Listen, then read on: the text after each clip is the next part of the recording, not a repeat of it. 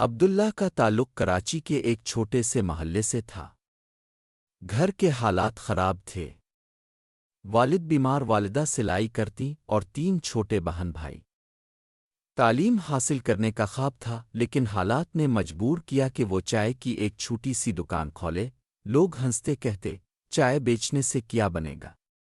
مگر عبداللہ چپ رہا۔ وہ ہر گاہک کو مسکراہٹ سے چائے دیتا، دکان کو صاف رکھتا اور خالی وقت میں موبائل پر بزنس سیکھنے کی ویڈیوز دیکھتا۔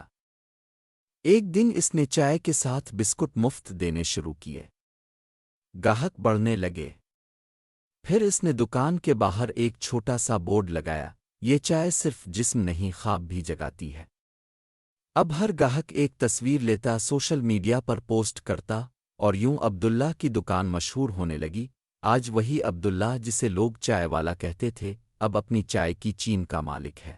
عبداللہ ٹی ہاؤس، جس کے پاکستان بھر میں 15 سے زائد برانچز ہیں۔ زندگی میں کام چھوٹا نہیں ہوتا، سوچ بڑی ہونی چاہیے۔ اگر آپ کے خواب سچے ہیں، نیت صاف ہے اور دل میں حوصلہ ہے، تو دنیا کی کوئی طاقت